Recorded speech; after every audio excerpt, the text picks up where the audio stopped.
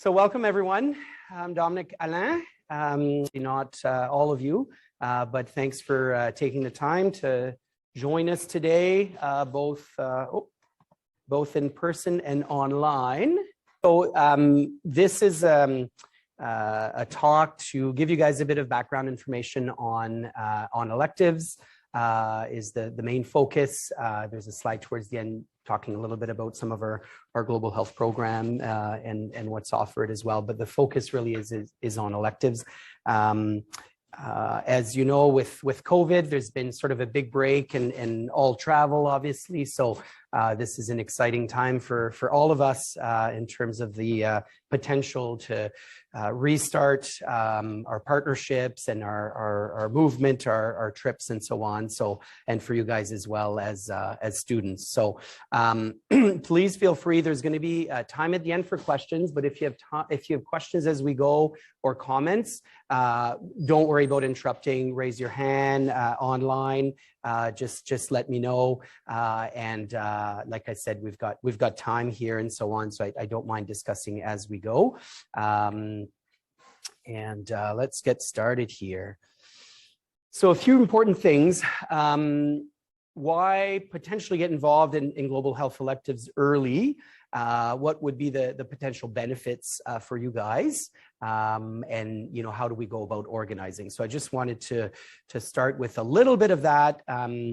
Personally, I'm a fan of early electives, and a lot of my colleagues who are very involved in global health started early, like me and like a lot of you guys are interested as well. I think it's a good thing. There's nothing wrong with that as long as the structure is right and it's sort of planned appropriately, as I'll talk about. I have a few colleagues who feel like, it shouldn't be done till like later, till you get medical experience as a medical student, as a clerk, and even waiting until residency. So there are a few opinions for sure, and there's certainly nothing wrong with that. But again, I think in the right setting with the right setup, there's lots of benefits of starting early. So as I mentioned here, I think experiencing different health systems early on can be a very rich experience. For sure, you can do an elective within Canada. You can move around, do a few weeks in a different province, and it'll be a little bit different, but you're still within the Canadian healthcare system. Now, of course, if you go up north, if you go to some remote communities,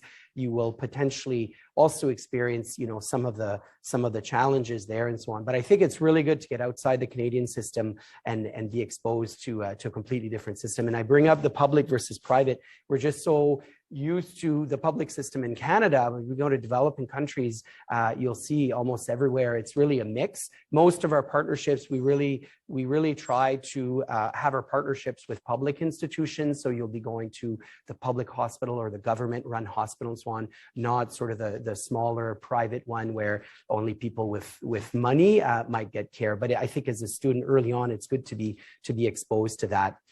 And along with that is exposure to inequalities and poverty and so on as you go on your experiences. Of course, there's the medical aspect of things and the care, but then there's everything else as well. And I know for me, with early exposure, just being exposed to different cultures, beliefs, languages is all part of that very rich experience that you can have. And I think, personally, I feel like having early experiences, there is definitely good potential to make you a better healthcare provider in Canada, whether you do global health international work later on or not. Hopefully you will. But I think even if you stay within Canada and you've had some experiences in other settings, you may be a better advocate for underserved, vulnerable communities. Also, I mentioned the flexibility, right? So, of course, as a healthcare provider, you guys will need to be flexible within Canada and so on. Certainly, like I work in the ER, so right now, as you guys may have heard, and it's in the news, just the volumes of patients right now are like unprecedented. So it's a bit of a disaster situation right now, and we all have to be flexible with the really, really high patient volume on the pediatric side.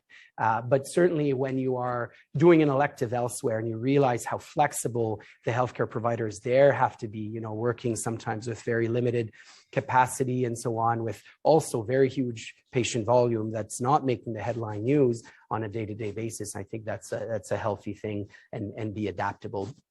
And in the future, when I chat with you guys about global health, I think December 1st, about global health and so on. I'll talk a little bit more about some specifics of what I mean in terms of being flexible and how some of the local sites really adapt well. And then the final point in terms of early benefits is just kind of your future. So some may realize that like global health or even like international work is just not for you for whatever reason. But I think for many, it will influence your decisions in a positive way, whether it means doing more international work once you're done your training or even further on during training or within Canada, right? And working with underserved communities and so on. Maybe it means, hey, doing a extra training like the London School of Tropical Hygiene, things like that. So lots of potential there. Oh, the Sustainable Development Goals that some of you have heard about and so on. And just to use as an example of what you may hear about this as a medical student within Canada, you're going to global health conferences and so on. But, you know, to really experience this and for it to really kind of hit home, I think there's nothing like being in a different setting, in a resource limited setting, knowing about these goals, for example, and what the WHO and the rest of the world is working on and being like, oh, wow, this is, you know, this is what, you know, what we're talking about. This is why there's such a big focus on trying to work on some of these goals and so on. So a benefit of being there in that setting early on. Next slide, please. So early experiences are good, as I've mentioned earlier, but there's some important sort of criteria or things we've got to go through as well, right? So first one being just making sure it's the right and a safe setting. So Patricia, we can keep going there so that there's good structure, supervision, and that's part of the reason, like with our partnerships, these field stations, we try to, of course, it can't be perfect, but we really try to set it up so that we have an idea of who the preceptors will be and that you guys will have a good structure. And I think other groups like the IFMSA and other NGOs that organize student placements, of course, people want it to be safe, don't want you guys to be, you know, too challenged, things like that.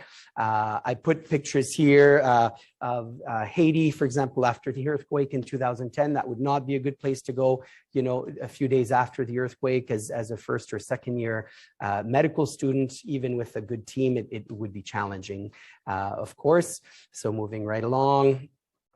So that there's safety measures in place, and part of the preparation that we do in the like the University of Alberta International with the pre-departure and so on too is to just like be aware of like potential changing settings as well where you go. Of course, natural disasters we can't predict completely, but there are places in the world that are much higher risk, especially certain times of the year, but also politics wise, right? So we're not going to go send you guys in a conflict situation if it's election time in a certain country and we know that it tends to potentially get, you know, violent and all sorts of arrests and so on. That might not be the best place to go in mid-June if it's right in election time. So the kind of thing we think about. And then, of course, you know, having the right frame of mind. And I think that's a really key point, that we're not going there to, you know, heal everyone in this particular town or in this particular hospital and so on. Like our interventions and so on are going to be very minimal, very limited, even for me and my colleagues who go, you know, in terms of what we can do over a few weeks and so on, but it's different. We may be able to teach, you guys are going to learn a lot. You may be able to bring some things as well to, you know, to the students there, to the population, but it's not going to be a major game changer. And then I think the last point or two is, yeah, so of course we're trying not to do medical tourism. There's certainly nothing wrong with, you know, if you've got a weekend off, for example, and like a lot of these places have really beautiful, you know, natural attractions, things like that. So there's definitely nothing wrong. It's not like you need to be at the hospital or in clinic, you know, 24 hours a day, 7 days a week, and there's going to be time to experience other things as well while you're there. But of course, that's not the sort of the focus. So we'll go to the next slide. So just a few words kind of on my early path, just to kind of give you a little bit of background. So just like you guys, I was keen, first year med school, to go away. This was at Dalhousie University in Halifax. I don't have pictures of those early electives, but a few students, we didn't have field stations like a lot of places. There was a few partnerships, but nowhere where like med students had gone. So we kind of coordinated, and there was a contact in Cuba, and we were able to start a partnership with the medical school in Cuba, and we had a great experience early on.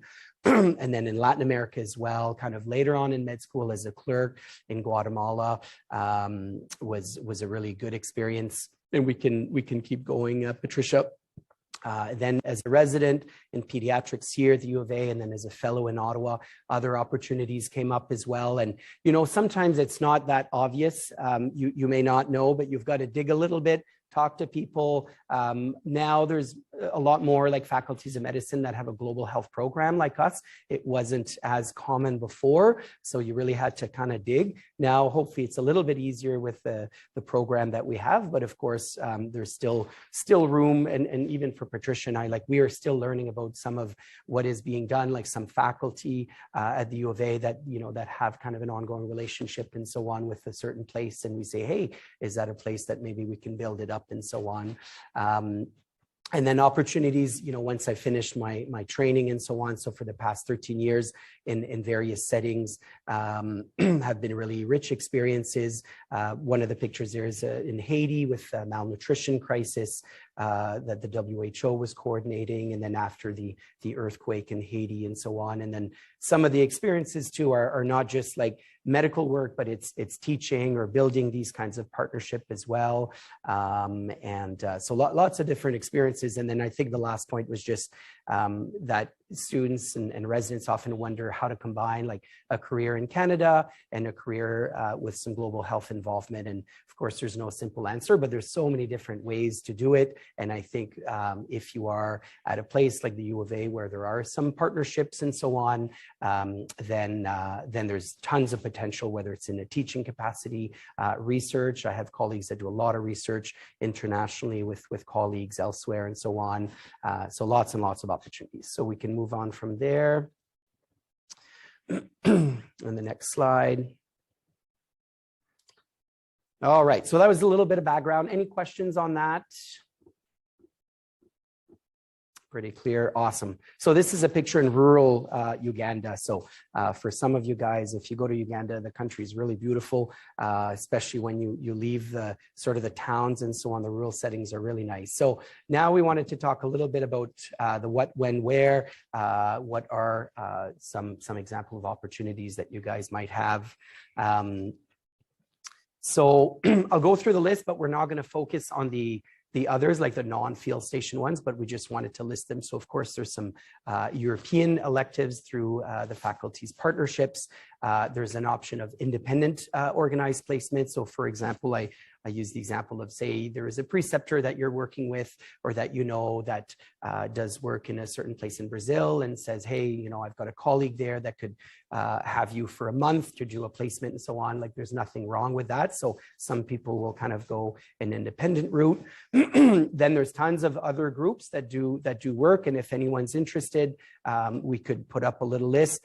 Patricia and I are not, you know, directly affiliated to these at all. So there's no kind of big benefit for us, but one that when I was a pediatric resident, I was planning an elective in the emergency room, not a global health elective, but in the US. And in the end, it kind of fell through just because of the visa thing in terms of like hands-on experience, right? In the US, it can be quite time consuming and be quite complex if you actually want to provide care as a Canadian physician or a resident. Anyway, so that kind of fell apart. So it was a bit last minute, but I had a month and I really wanted to go to South America. So what I did in the end was just organize it through this group called Child Family Health International, CFHI, which is a US-based NGO that does good work. And they've got They've got neat placements. They're very student focused as well.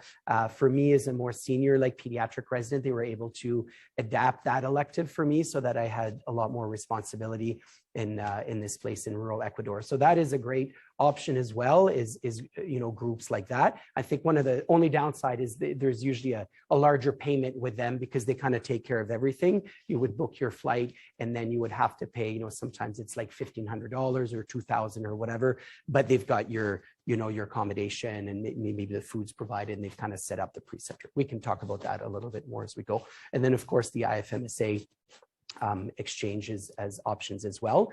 And then our field stations. So today we'll focus a little bit more on the field stations. Just wanted to give you a bit of an idea. So we're going to go back a few years pre-COVID. So in 2019 was kind of the last year pre-COVID where we had students do international electives. So this gives you an idea of how many went. We also help coordinate other non-medical student electives like the pharmacy students, for example. The residents, that's probably an underrepresentation. We don't coordinate all the resident electives. So a lot of them kind of do it independently or through their own residency programs. And so Patricia and I are not always involved. So I think I know of more than one resident in 2019 for sure.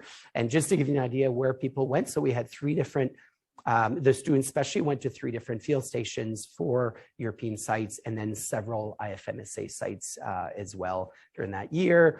2020, we had a whole bunch of people planned. This was really unfortunate that COVID came along because I think it was probably our highest number in a while, 83, plus probably several other residents as well, but certainly kind of a maximal or a large number of medical students, which was exciting.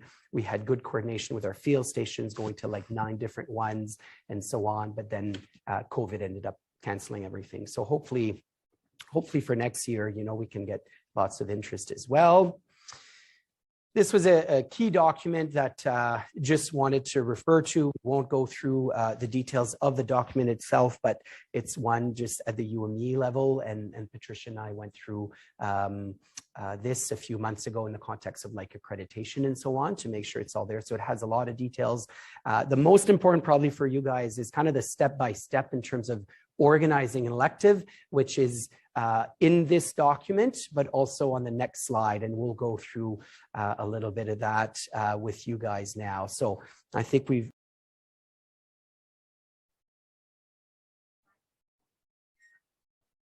awesome. So I'm not going to read through all the details, guys, but I just, especially for those of you who may not have seen this yet, in the next several weeks, next several months, if you're going forward with an elective, these are sort of the steps. And hats off to Patricia for coordinating and putting a lot of time. Like this is a lot of work.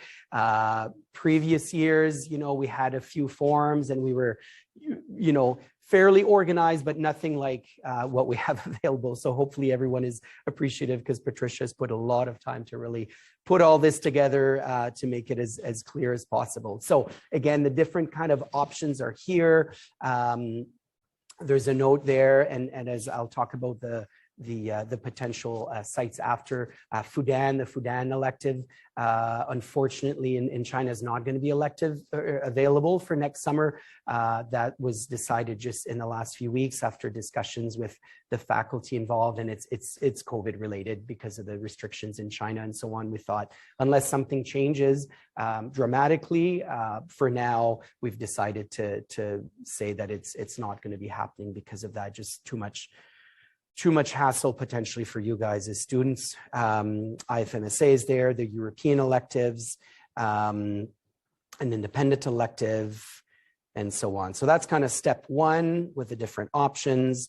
Step 2, if you're doing a research project, we can certainly chat about that. I think one thing we'd like to do as a global health program is sort of develop more opportunities for you guys as students to do research related to international global health. Some things are existing already, but for example, there's lots of faculty that do really cool stuff, and some of that is during the summer as well, where they might be able to take a student. So that is still in the works. There are some elective sites where there might be a research component potential for you guys. It's sort of site dependent. It's always been a challenge, of course, though, and it's the same for me. Like if I go somewhere just for a few weeks, even if it's an ongoing relationship and partnership site, it can be hard. And especially as a student, I remember the same challenge as a resident or a fellow. You know, unless you're going back or you have really ongoing communication, it can be a challenge to get sort of heavily involved in a research project with just, you know, jumping in and out like that. But there are ways to do it, and I think some people have managed to do it for sure. So we can chat a little bit further about that. But I think for most medical students, especially after first, second year, but even as clerks with your international electives, there wouldn't necessarily be a big research focus, but there may be ways to get involved. Complete the forms. So there's several important forms. I see a few questions there. Let's just see as we go. Okay, that's Patricia, and Georgia's put something there as well. Okay. Okay. So there's a few forms. We won't go through all the detailed ones there, but the first one I think has the checklist. Oh, thanks, Patricia. Has an important checklist to go through. And then moving on to the 12-hour global health elective, I think Georgia will say a few words about that after. So we'll come back to that afterwards. And that's an important one. Number 5, the pre-departure training. So there's sort of two components to this when you hear about pre-departure training. One is offered through UAI, and I think it's still online for now, as far as I know. Years ago, pre-COVID, it would be in person. There would be a talk given by UAI on various risks and so on.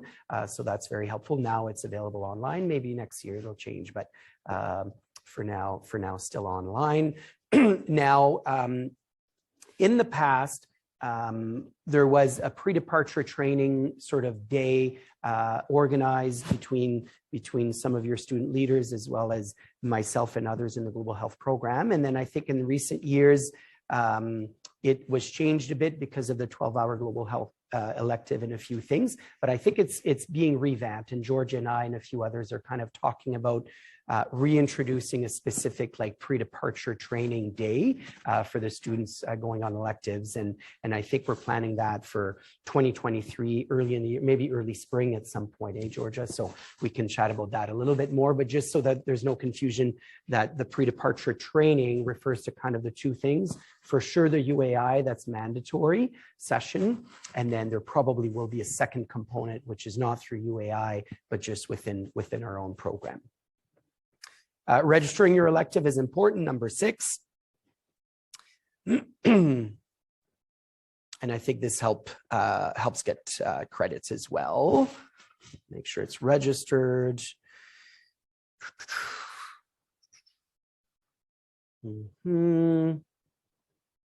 Yeah, the evaluation process, I think just obviously we'll have like preceptors identified and so on. So just to make sure that it's official. In the past, it was on paper, even for residents and so on. But now I think most of the evaluation forms are available electronically and so on. So that should be okay. Meeting with a faculty advisor. So this is one where, of course, you've gone through the pre-departure training and the 12-hour global health elective and so on. Some of the sites, like for example, with Uganda, there's quite a few faculty that are involved in Uganda as well. So for some of the sites, we may coordinate a meeting beforehand. Of course, you can't meet with the preceptor from there beforehand, but we can meet to chat about things. I think this was kind of the point with this one here for the China, like Fudan elective. I think there would be a meeting before, like Dr. Conkin, I think, would meet with the students and potentially someone else ahead of time as well. So it depends a little bit on the elective, and we can give you more details as we kind of go forward on this. And then there's a vodcast that's available as well, 1 hour. Number 9, reviewing the travel policies. So the University of Alberta has really good information and so on travel, workers' compensation, WCB. So that's important as well. I think it depends a little bit on the country you go to in terms of whether that is like formally recognized or not. But I think as a U of A student, it's important to know that there are some protocols and some guidelines, and the example is given there of, say, you were exposed to bodily fluid or so on, like a needle injection, accidental. Just like if you were here doing medical work, there's a protocol to follow. So we recommend that. We can chat a little bit more about that as we go forward in the next few months. The approval letter. Is that the one from our program, or is that, yeah, some of the electives? Oh, that's, yeah, I think for some of the sites, there might be a need for like a letter from me or so saying that you're accepted and you're in good standing. So I think that's sort of site dependent. Getting immunized is really important, especially if this is your first sort of international travel experience. And I think because of COVID, I think no one's really traveled much in the last several years. So it's really good to think about, even if you have done some work or some backpacking somewhere and you got your shots, it might be good to visit the travel clinic and or just make sure that you're really up to date on stuff. There are countries that actually require, like there's certain African countries, for example, you have to have proof of your yellow fever vaccination, like they actually want to see it on paper. So things like that are really important to know. You wouldn't want to kind of miss that, and we can help you guys out with the ones that have sort of mandatory stuff. Visas, so some countries, actually most of the, like our field station sites, a visa is needed. Some of them are quite quick to obtain, but some, like in Kenya, it can take several months. So that's good to plan ahead of time as well. I think in Uganda, it's usually pretty quick. Now, and we can talk about that further down the line as well. But sometimes, like I remember in Uganda, it's actually easier to get a tourist visa, even though you're not really there as a tourist. You're doing some medical work and so on, but it's much easier than getting like a work visa as like a visiting physician or so, where it gets a little bit more complicated. So we'll confirm that depending on where people are going. Being in touch with us when you get there is important. In the past, we had sort of a wiki where we would encourage discussions from the students while they were away in terms of how things were going and so on. If questions came up, maybe an interesting case they saw at the hospital, and then we would try to get maybe some of the faculty here involved to help answer the question and so on. I think we've lost our license for the wiki somehow. So for now, just making sure that we keep in touch. You guys don't have to send, daily updates or anything like that, but just a little bit of keeping in touch is good. And maybe we'll try to revive something like the wiki or something else at some point. There's so much available now through social media and so on. The debrief session, that's been done in the past. And that's it's for you guys to be able to tell us about your electives and also for us to learn and to try to make things better, especially with the field stations in terms of moving forward, what we can sort of change and so on. In the past, what was done was we tried to do a one-on-one session, but it was always a little bit challenging, especially if we have like 60 or 70 students go to try to find time between your schedules and my schedule. I know in the past with Dr. Conky and myself, we would sort of recruit several faculty that are maybe involved in the field stations, involved in global health, and then kind of split up the work. What I'm thinking for next year is maybe we plan one larger session with everyone to get like general comments and kind of get a discussion maybe over some pizza or something. And then as needed, we could do individual sessions, especially if like, issues have come up where maybe someone's not comfortable and discussing it over with a big group or so on. So we'll chat about that a little bit. And then completing the poster, that's part of kind of the post-elective requirements as well, with the goal of having your poster at the Global Health Fair. In the past, we also considered like a presentation at our Global Health rounds on the elective, but I think in terms of trying to slot people in with the global health rounds. It's a little bit challenging. Of course, especially now we've moved to monthly global health rounds rather than bi-weekly. So it would be a challenge to try to get everyone in. So I think the global health fair is probably the best way to go, but we're up for any feedback on that kind of session after, and how to tell us about your elective. Okay, thank you, Patricia. Any question or comments on kind of the step-by-step? So obviously, once people have had a chance to look through it and so on, there might be questions, but we'll be able to chat about that. Okay, Georgia, do you want to say a few words about the, yeah? I don't know if you need the... All right. Hello, everyone. So I'm going to keep this quick because I'm sure you're already aware of this and are probably very sick of me emailing you. But as you probably all know, you have to take the 12-hour Global Health Education Advocacy, or GHEA elective, to go on an international elective. It's meant to prepare you and give everybody some sort of baseline knowledge on global health and ethical engagement. The exception to this is the European exchanges, so you do not have to do this to go on one of those. Our first event's on December 1st. It's titled What is Global Health? Dr. Allain is going to be speaking, and then we're going to have a mix and mingle with different global health professionals. So you can look at the QR code to sign up for our email list, and then check out the community engagement website and the global health page and our syllabus, which has all of the events for the year there, so you can save the dates in your calendar in advance. And then email lo.globalhealth@gmail.com, where you can reach me, Sukanya, Madeline, or Salma to ask us any questions about the elective. Thank you. Okay, thank you, Georgia. So we will keep moving.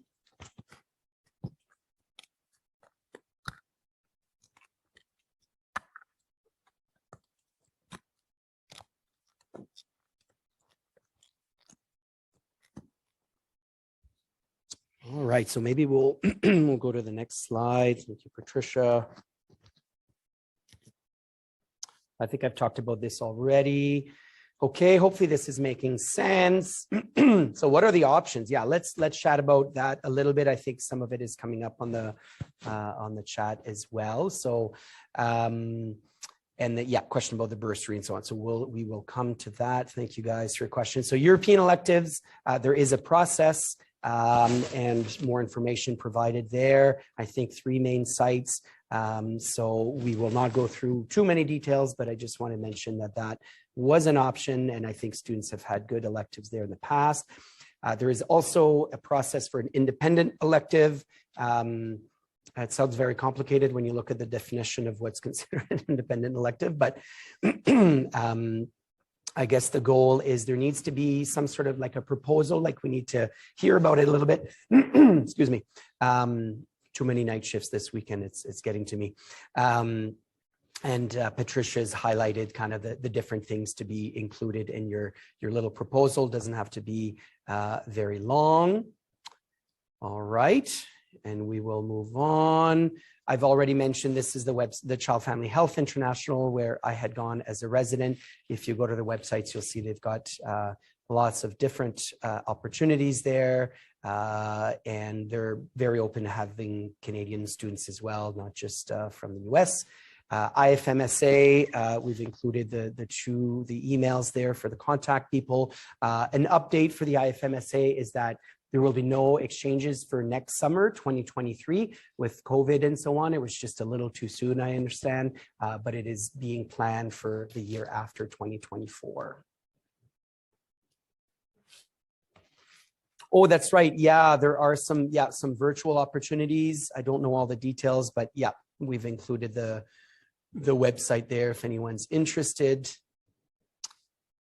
So now let's go back to kind of our field stations in the last 15, 20 minutes here. I see there is a change in the email from Angie. So I think she's included a change in the email contact for the IFMSA electives. So the guiding principles, I guess, for our field stations, as I've already mentioned, is to have these partnerships, have them as bilateral as we can so that there's really benefits to both sides. We can learn from each other and help each other out in terms of the two sites. It's a big focus is for you guys really is to for the students to have some opportunities because of these partnerships, but there are benefits for faculty as well on both sides in terms of research potential and teaching components and sharing our rounds and so on. So that can be very exciting. And again, with the background too, is that with these partnerships, there's better potential for things to be done well in terms of, you know, the best experience for you guys in terms of safety and supervision and having preceptors, you know, that are available and so on, and moving forward that we can have feedback from them in terms of how things went from you guys and from the sites. And faculty involvement, as I've mentioned already, the U of A is a big place, and there's lots of global health activities going on, not just within medicine, but of course with from a multidisciplinary perspective as well. And Patricia and I are still learning on a weekly basis about some of these other partnerships that other groups have. Some of our field stations have had strong involvement from like faculty, not just myself, but like Dr. Darren Nichols from emergency medicine in Nepal, for example, Dr. Konkan as well in Nepal and elsewhere, Dr. Michael Hawks in Uganda and Jinja, and the list goes on in terms of the faculties being involved. I think in an ideal setting, we'd love to coordinate some of your electives to have like one of our faculty members there at the same time. It is, of course, very difficult to coordinate. The only one that's like a for sure is Dr. Hawks in Jinja, Uganda, that he goes for at least part of the U of A students elective there. There's other places in Uganda where some of our faculty are involved. So I think in the future, if we can coordinate that, it would be great. But again, it's always a little bit of a challenge. And then just finally, just mentioning that part of the faculty involvement is hosting as well. So pre-COVID, we had Dr. Okuni from Makerere University. He does work in Tororo. You'll hear about Tororo a little bit as one of the field station sites in Uganda. It was great to meet him. Dr. Rukundo is in Mbarara, and him and I have worked on some stuff there. And he was here for a brief visit, which was great. And we've been planning, this was supposed to happen just before COVID, but then there was a pause as Dr. Gira from Uganda coming as well for extra training in medical microbiology, and Dr. Houston and others from infectious disease are involved in that. So we have funding, and we try to coordinate and help, you know, some of our colleagues from partnership sites to be able to come as well and experience some of what the U of A has to offer and so on. All right, so moving right along, I'm just going to list the various opportunities that we have for 2023. So the first one is in Uganda at Makerere University, and I'll go through these in the next few slides. I've mentioned that's both Mulago Teaching Hospital and in Tororo. The Jinja elective in Uganda with Dr. Hawks. If you want to go to Kathmandu, the Patton Academy of Health Sciences is a great place. In the past, Patton's been available for students of all levels. There was a sort of a public health elective that wasn't as clinical and as hands-on, that was really focused on first and second years. Dr. Konkan had been heavily involved in organizing that and getting it going with the partners at Patton. Unfortunately, this is just recent. We've heard that may not be a go-ahead for now at Patton for the first and second years, just logistics, I think, but we will see if it becomes available. Like, I think it's not a for sure no, but for now it was, and we'll see if that changes or not. But certainly for third and fourth years, Patton would be available. And then Kenya, I'll talk about a little bit more at the Aga Khan University. Mbarara is kind of a third site in Uganda where we've had students in residence go in the past. And then I think the final one is just that Fudan's been canceled, as I've mentioned already. Now, there's a lot of sites that we had listed as like primary sites in the past, and Patricia and I have kind of revamped the field station document recently. So these are still there's still, ongoing communication and so on, but I would consider them in development. Now, what I wanted to say is if, someone had a particular interest in one of these, for example, in the Philippines, someone really wanted to do something in Manila at the University of the Philippines and so on. There are probably ways to coordinate some of these. These are mainly sites where we haven't had a lot of students go yet, or residents or faculty, sometimes a little bit, but it doesn't mean that it's a complete no. We just didn't want it to be a for sure for 2023, especially with COVID and so on. We're kind of having to revisit some of our partnership sites. What Patricia and I have found, it's great to have, a big list of partnership sites, but we have to be honest in terms of like, is this really a strong partnership? Are we maintaining communication? Are we, having discussions about, preceptors available and all that? So I think we're trying to be honest with like the stronger sites we have where we feel really good about students going versus others that there's not necessarily anything wrong with the site, but it may be that it's kind of in the early development.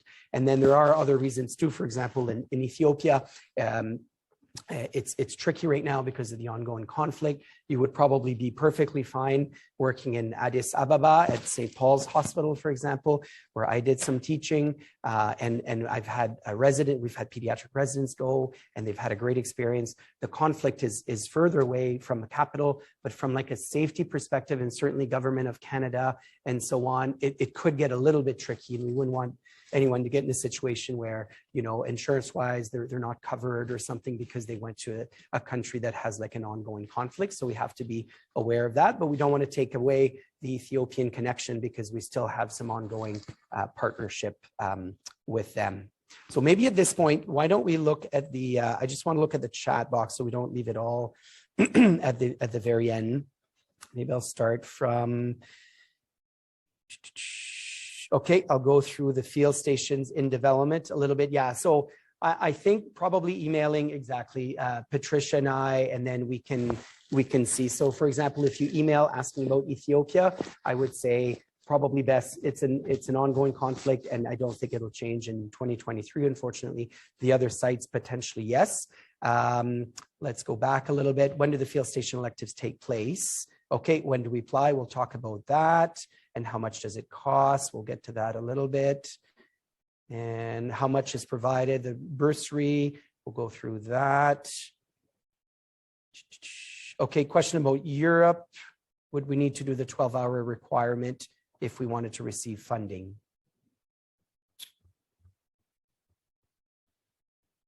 It's a good question. Yeah. We don't usually offer, the bursary per se.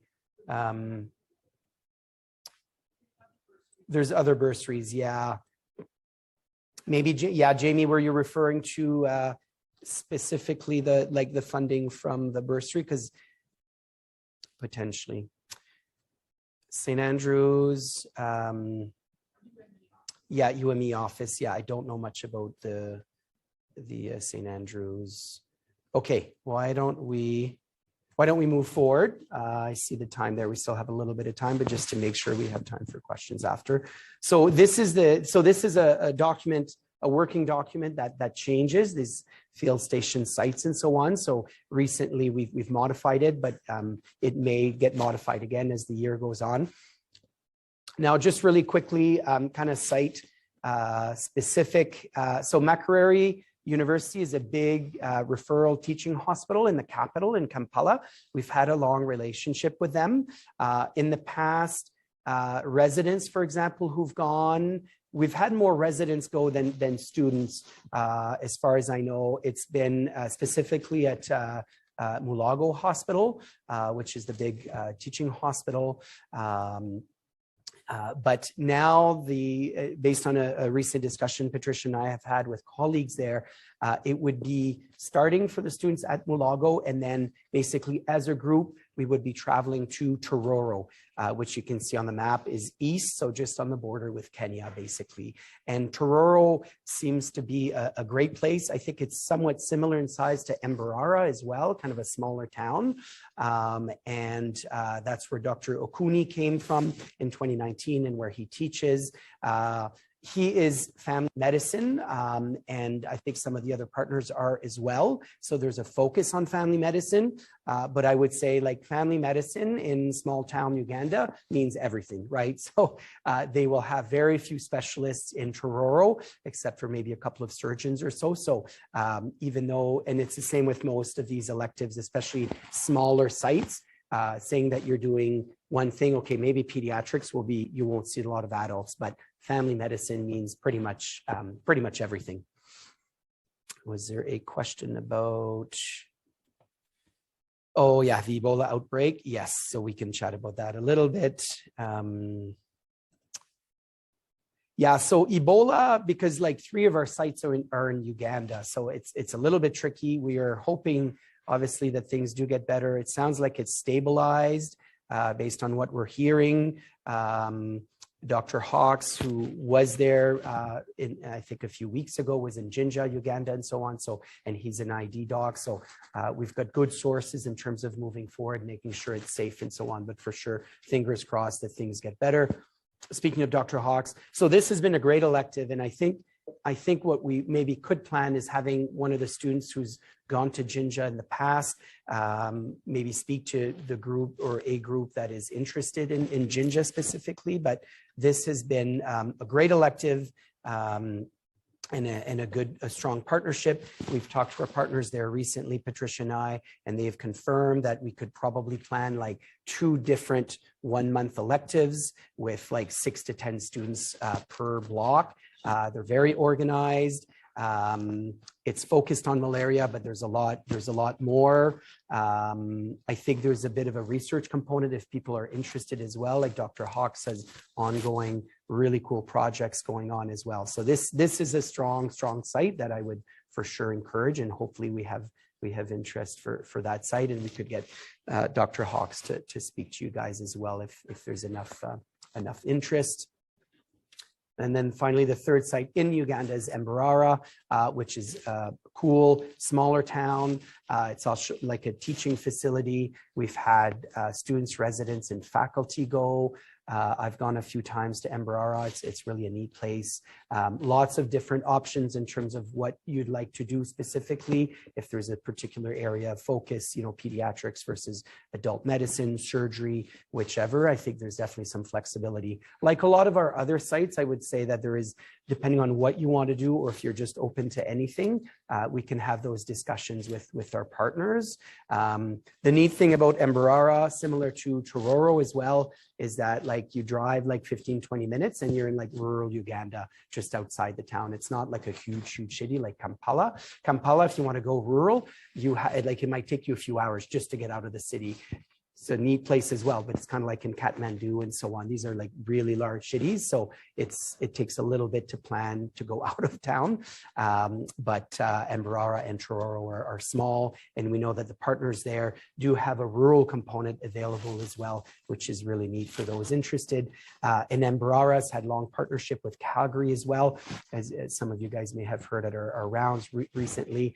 We had a colleague from Calgary there talking Healthy Child Uganda, which is a really neat NGO I've been involved with in the past through the Canadian Pediatric Society, has had really neat involvement with like UNICEF funding and so on, especially in the rural areas outside of Mbarara. So a lot of neat stuff with Mbarara, which is kind of southwest, as you can see in the map, closer to the Rwanda border.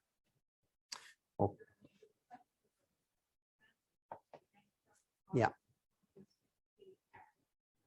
Yeah, it's a good question for sure. Like Uganda, is like officially like English speaking, but like a lot of these sites, usually like the people you'll be working with, like preceptor, other med students, residents, will speak English. Some of the population, you're seeing the patients and the family, especially if we're coming from smaller rural areas and so on. It's the same in Ghana, same in Nigeria and other countries around the world, may not speak a whole lot of English. So the translating thing, it can be a challenge for some sites, same with China in some ways. So it's something we're working on. Sometimes, like I know both at Makerere and Mbarara, we've had like basically tried to match like maybe local students that are or on that same rotation during that same time, assist with translating for some patients, for example. So there's kind of ways around it a bit. Dr. Hawks has a really neat setup in Jinja where there's like formal translators that are paid that would be with you the whole time. And then there's a fee, I think I've got it in a slide coming up. There's a fee per student to be able to pay for that preceptor and some of the other expenses as well. So I'm hoping we could use that model for some of the other Uganda sites potentially. So very good question. So Patton, we've had a long relationship. There's several international partners as well that are involved in the Patton Academy of Health Sciences. There's an interest group within Edmonton, like with mainly Faculty of Medicine, but a few others as well. And like years ago, there would be like dinners that the students were always invited that either had gone to Patton or were going to go. So it was really kind of neat. I'm hoping it gets revived a little bit kind of post-COVID. So this is a neat place. I went with a few pediatric residents years ago, and it was a great experience. Dr. Nichols from Emergency Medicine did a sabbatical here just before COVID. So he was there for like a year and kind of revamped the emergency medicine program there and helped them build their residency. And Dr. Conkin's been heavily involved as well. So really neat place. I've talked already about the public health elective, which hoping there's some potential there. Otherwise, it would be more of a clinical elective for 3rd and 4th years. We'll move along. Aga Khan, I don't know as well. I haven't been there. There's been a long relationship with the U of A and Aga Khan, but we've had discussions recently, Patricia especially, and it seems like they're open and keen on potentially having some of our students go. So that is a neat potential, and hopefully I can explore that a little bit in terms of if there is interest in going to Nairobi, we can get more details on that. I think then the last few minutes, why don't we just finish the slides and then we can take questions after, because I think there's just a couple more things I just want to make sure. Funding, we won't go through all the details, but Patricia's listed some of the potential sources of funding. The Global Health Bursary, maybe we can mention just over the next minute here on the next slide. That's the one that our program offers. It's got some guidelines, so elective being at least 4 weeks, that you've attended the Global Health 12-hour elective, that you've attended our pre-departure training day, and that you're able to present a poster. The amounts really vary from year to year. Yeah, so it depends on how many students we have, and our budget varies from year to year as well. So we should be able to confirm a little bit more as we go forward and get closer, and once we have a better idea of student numbers and so on. Yeah, as we get a little bit closer. So at least 500 for sure. Hopefully we can do like 1,000 per student, but we'll have to see and discuss budget a little bit depending on numbers. All right, we'll go to the next slide. Yeah, I just listed some of the costs. Flight is always one of the biggest ones, right? If you're taking a flight to another country on a different continent, it's going to be at least $1,500. It can easily be 2,000 or so. Room and board is often not that much, but it really depends. And this is where we can chat as we go. Like there's, I remember like for Uganda, for example, there's a few options. There's usually, if you're able to pay a little bit more, there's usually like a guest house. A lot of these public hospitals, government-run hospitals and clinics have like a guest house that has several rooms where you're going to pay more than like the student residence for sure, but you're going to be more comfortable for sure. And often a lot of those places have like food available as well.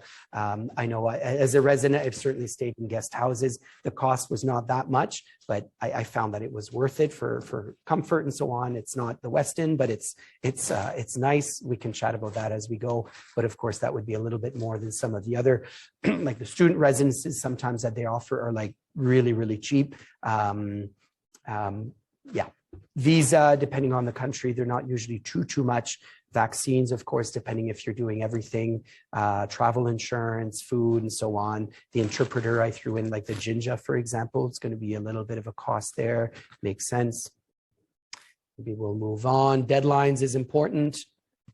So ideally, yeah, at least a month before departure.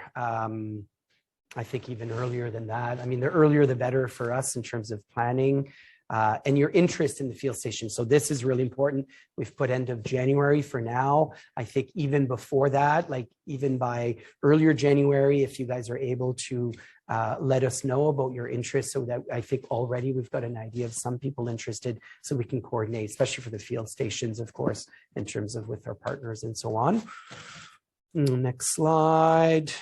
Quick thing, we're kind of revamping our rich man, poor man dinner. We've decided we should change the name. It's always been called that, and organizing a little bit of a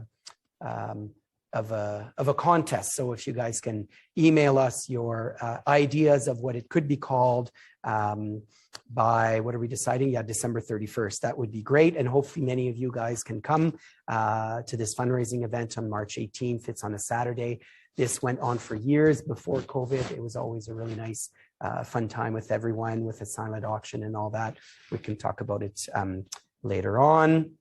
I think there's only one or two more slides. Plans for the upcoming year. So how to get more involved, our website.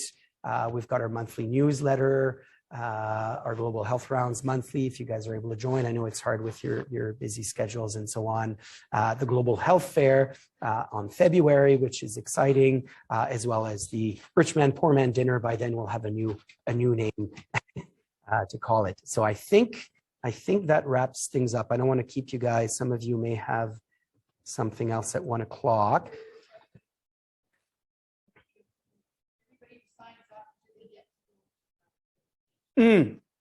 Yeah, so that's a good question, and I think Georgia, you brought that up yesterday as well, discussion by email. So I think it depends on numbers, but for sure the spots are not like unlimited, right? So for example, in Jinja, 6 to 10 per block. Say we have like 25 students that want to go in June, it would be too much, right? If they can only take 6 to 10. So we're going to discuss like what's the best way to deal with that. It's really hard to know how many students are going to be interested, whether we go with kind of a first come, first serve, where we hear about interest early on and kind of prioritize those students. Do we just take everyone and kind of a draw if there's a specific site with limited numbers? I think we'll decide that soon, and maybe we can confirm with you guys. I don't know if there's any thoughts on that. We just want it to be fair. We don't want this to be like a big competition, of course, but the reality is there may be some places that have limited spots. We've got to think about like the preceptors there and so on. Of course, it's a lot of work to have even one student come. I know myself having a student and a resident on an ER shift, it changes like my workflow and so on. I love teaching and so on. And the preceptors we've identified really like having people, but of course we have to be cognizant of the extra workload. What would be average sort of cost? Yeah, tough to say. Like I think, you know, flight, as I mentioned, 15 to 2,000, maybe think 2,000 at probably at the most. Accommodations, it really varies depending on the place and depending if you go for something like a guest house versus kind of the student residence. Of course, we wouldn't recommend like staying in a hotel per se for the whole month, but our field stations, part of what we try to include in the program too is like that we've sort of identified a good place, a good safe place to stay for the students and so on. That's not going to cost too much. And that's part of what I've done in the past, like in the Philippines and the sites in Uganda, as well as in terms of visiting where the students will stay and so on, making sure that it's, you know, it's appropriate and good. So cost for that, we'd have to see. Yeah, so hard to come up with a specific number. We can maybe get back to you guys by email. We can even talk to maybe students who've gone. This is all pre-COVID, of course, but just to have an idea of what their month cost, if you guys want, to come up with more specific numbers. So of course, like the bursary is not going to cover all of that for sure, but would cover part of it. Any other burning questions, guys?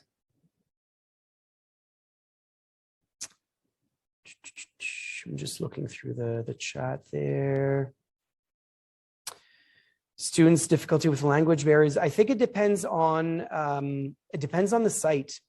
Yeah, it really depends. I would say international electives in general, there's almost always a bit of a language barrier, and we just have to be cognizant of that and kind of make the best out of it. But we also try to send students to places where there's going to be either interpreters and or enough English that you'll be able to function. We also don't want to put pressure on the local healthcare providers team to like change how they do rounds and so on. Like it came up, I remember in Nepal when we were there, where their rounds would really be a mix, like in pediatrics and with our residents. Like we didn't want everyone to change it to English just because two of us are there, kind of thing. So, but even though they would often try, so I think just being aware of that, and it's the kind of discussion we have with our partners as well. A few years ago, we had started developing a partnership in Brazil. There's still some communication there. And 4 medical students went, I think this was 2014. And I think they had a great experience. For sure, the Portuguese was a little bit of a challenge. I think the students had taken a bit of Portuguese classes before going. And I think the team there tried to adapt. One of our partners, who was sort of in charge of the ICU there, had done his training here in the pediatric ICU, Helio, and he was great. And I know he was able to help the students and so on. So I think it depends on the site. Some new questions, post the recording. Oh, Georgia, you found some fees. Okay. Yeah. Okay, guys, I don't want to keep you too long. Anything else? You guys can reach us by email. I think I'll be chatting with you guys again on December 1st, not elective specifically, but I'll be happy to answer questions even after that session as well about the field stations and things like that. So yeah, hopefully everyone found it helpful. It's the beginning of a conversation, right? So I know for some of you guys, there may even be some hesitation just with COVID and with the pandemic, and that's completely understandable. We are also in a phase where like we're just slowly moving forward, and the last few months kind of exploring with our partnership sites, are people okay and ready to accommodate some of our students and maybe faculty too? So we're taking all that into account as well. But it certainly sounds like the world is opening up again, and I think that's exciting. But obviously we'll still have to be cautious with travel and things like that. And are we still going to be wearing masks in the planes in 2023? Who knows, right? So we'll have to see what time brings, but I think we can start planning and kind of moving forward on that. So, all right, guys, thank you very much. And I will see you guys, many of you, hopefully on December 1st.